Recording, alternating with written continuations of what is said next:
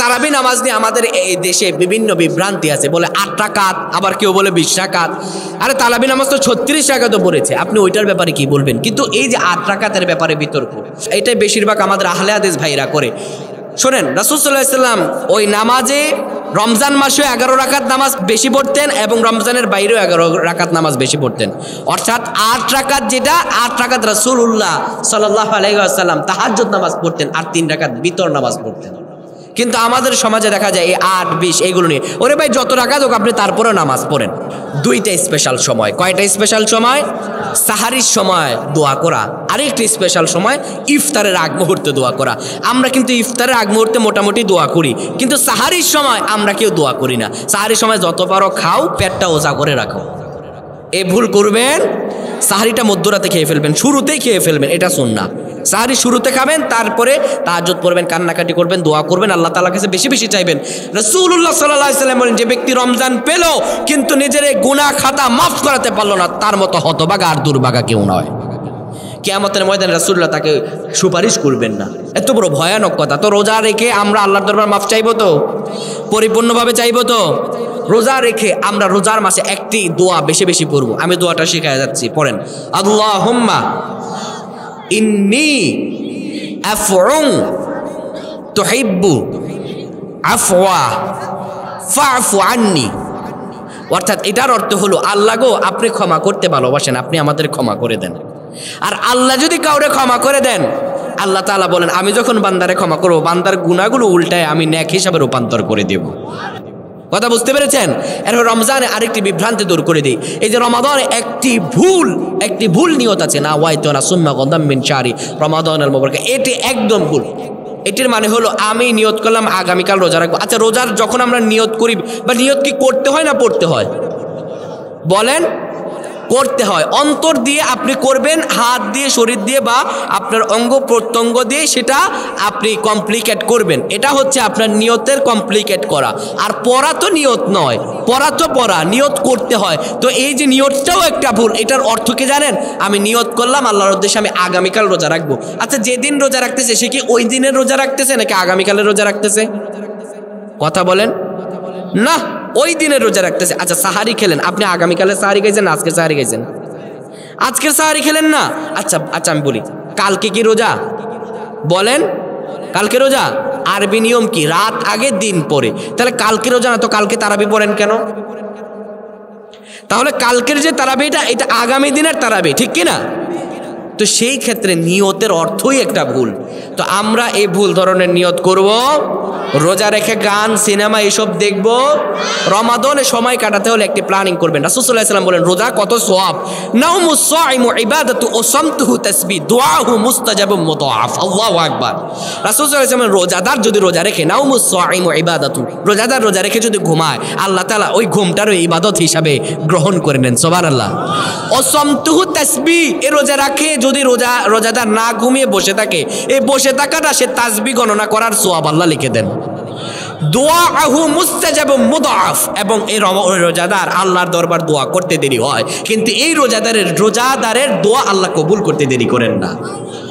আল্লাহ তাআলাকে বললাম, আল্লাহ রমজান কেন দিলেন? আল্লাহ বলেন, ইয়া আইয়ুহাল্লাযীনা আমানু কুতিবা আলাইকুমুস সিয়াম কামা কুতিবা আলাল্লাযীনা মিন ক্বাবলিকুম লাআল্লাকুম তাত্তাকুন। আল্লাহ তাআলা বলেন, হে ঈমানদারেরা, কুতিবা আলাইকুমুস সিয়াম, তোমাদের উপর রমজানের রোজা ফরজ করেছি, কামা কুতিবা আলাল্লাযীনা মিন ক্বাবলিকুম, যেমনি করে তোমাদের পূর্ববর্তীদের উপর ফরজ করেছিলাম। আল্লাহকে বললাম, আল্লাহ কেন রমজানের রোজা দিলেন? আল্লাহ বলেন, লাআল্লাকুম তাত্তাকুন, যেন তোমরা মুত্তাকি হতে পারো, তাকওয়া অন্বেষণ করতে পারো, তাকওয়া অর্জন করতে পারো, এই জন্য তোমাদেরকে আমি রমজানের রোজা দিলাম। সুবহানাল্লাহ। তাকওয়া এটা অত্যন্ত গুরুত্বপূর্ণ বিষয়। আব্দুল্লাহ ইবনে মাসউদ রাদিয়াল্লাহু তাআলা বলেন, দিনে রোজা রাখা আর রাত্রে ওই তারাবি পড়া, তা জাগরণ করা, এই দুটির আংশিক আমলের নাম তাকওয়া নয়। তাকওয়া হলো তা যা আল্লাহ যা আদেশ করেছেন তা পালন করা, আল্লাহ যা নিষেধ করেছেন তা থেকে দূরে রাখা। সুবহানাল্লাহ ওয়া বিহামদি। রমাদান মাসে আমরা তাকওয়া অন্বেষণ করার জন্যই তো রোজা রাখতে বলেছেন আল্লাহ, তাই না? কিন্তু রোজা রেখে আমাদের কিছু পোলাপান আছে যারা হিন্দি গান, সিরিয়াল, এবং কিছু যুবকেরা আছে যাদের চরিত্র নষ্ট, এরা গার্লফ্রেন্ডের সঙ্গে কথা বলে। গার্লফ্রেন্ডে বয়ফ্রেন্ড উঠায় দেয় সেহেরির সময়, আবার সেহেরির সময় বয়ফ্রেন্ডকে গার্লফ্রেন্ড উঠায় দেয়। উরে বাবা কি প্রেম! এই যে হারাম রিলেশন করা যাবে? সেহরির সময় ডাকা যাবে? আল্লাহু আকবার। আল্লাহ আমাদের বুঝার তৌফিক দান করুন, আমিন। রমজানের সময় রোজার সময় রোজা রেখে সময় কাটে না, এই জন্য গান, হিন্দি সিরিয়াল এগুলো দেখা যাবে। ও বাবা, রোজা শুধু পেটের ক্ষুধা ছাড়ার এইটা রোজা নয়, রোজা কানের রোজা, রোজা নাকের রোজা, রোজা দেখার রোজা। আপনি যদি রোজা রেখে নাটক, সিনেমা আর হিন্দি গান দেখেন, তাহলে এই রোজা আল্লাহর দরবার কবুল হবে, শুধুমাত্র আপনি পানাহার থাকলেন। 2 নম্বরে, রমজান মাসে রমাদানে প্ল্যানিং করবেন। আজকে আমি ইবাদত করেছি, কালকে আমি আরেকটু বেশি ইবাদত করব। এই রমাদান আমাদের জীবনে আসে পরিবর্তন ঘটানোর জন্য, কিন্তু আমাদের জীবনে পরিবর্তন ঘটে না এই জন্য যে আমরা রমাদানকে পাই শুধু পেটের রোজা রাখি, কানের রোজা, চোখের রোজা, কিচ্ছু রোজা রাখি না। রোজা রেখে আমরা চোখের জিনা করি। রোজার মাসে কিছু এতিম ছেলে পেলে আছে, ওই গার্লস স্কুলের সামনে গিয়ে দাঁড়ায় থাকে মেয়েদের ডাকার জন্য। এই যে গান, সিনেমা বা অন্যান্য বেগানা নারীর দিকে তাকালে এ রোজা থাকবে? এ রোজা থাকবে না।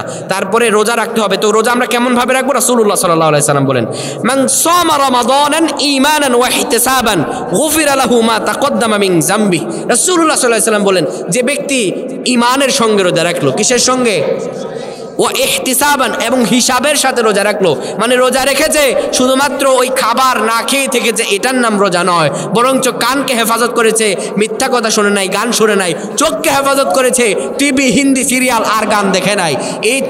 এবং হাত দিয়ে অন্য কোনো হারাম স্পর্শ করে নাই, মুখ দিয়ে মিথ্যা কথা বলে নাই। ইহতিসাব, হিসাবের সাথে রোজা রেখেছে। রাসূলুল্লাহ সাল্লাল্লাহু আলাইহি সাল্লাম বলেন, গুফিরা লাহু মা তাকদ্দামা মিন যামবিহি। তার যত গুনাহ আছে আল্লাহ এই রোজার মাধ্যমে সব গুনাহ মাফ করে দেন। রমজান শব্দটি রমস ধাতু থেকে নির্গত। রমস মানে হচ্ছে ঝেড়ে ফেলা, ধুয়ে ফেলা, ঝালিয়ে দেওয়া, ধ্বংস করে দেওয়া, ভস্য করে দেওয়া। এবং রমজান মাসে আরেকটি স্পেশাল ইবাদত আছে, যেটি হচ্ছে তারাবির নামাজ। কিসের নামাজ? আমাদের সমাজে দেখা যায় প্রথম রমজানের দিন যেইভাবে মানুষগুলো তারাবির নামাজে দাঁড়ায়, শেষের দিকে গিয়ে গেলে দেখা যায় তারাবির সময় মুসল্লি পাওয়া যায় না। কিন্তু এই তারাবির নামাজ সম্পর্কে রাসূলুল্লাহ এই হাদিসটি 2 ভাবে এসেছে। রাসূলুল্লাহ বলেন, মান কামা রমাদানান ঈমানান ওয়া ইহতিসাবান গুফিরা লাহু মা তাকদ্দামা মিন যামবি। রাসূলুল্লাহ সাল্লাল্লাহু আলাইহি ওয়াসাল্লাম বলেন, যে ব্যক্তি রোজা রাখলো এবং রাতে তারাবির নামাজ আদায় করলো, ঈমানের সঙ্গে রোজা রাখলো এবং রাতে তারাবির নামাজ আদায় করলো, গুফিরা লাহু মা তাকদ্দামা মিন যামবি। তার যতগুলো পাপ আছে আল্লাহ সে পাপগুলো মাফ করে দেন। সুবহানাল্লাহ। এবং তারাবির নামাজে প্রত্যেক রাকাতের উসিলায় 1500 1500 নেকির সওয়াব দিয়ে দিবেন। সুবহানাল্লাহ। এবং রাসূলুল্লাহ সাল্লাল্লাহু আলাইহি ওয়াসাল্লাম বলেন, যে ব্যক্তি এই 30 দিন একটানা তারাবির নামাজ পড়বে, সেই ব্যক্তিকে আল্লাহ সুবহানাহু ওয়া তাআলা এই তারাবির নামাজ পড়ার কারণে জান্নাতে লাল ইয়াকুত পাথর দিয়ে একটি প্রাসাদ নির্মাণ করে দিবেন। তো আমরা সবাই রমাদান মাসে তারাবির নামাজ পড়বো তো ইনশাআল্লাহ।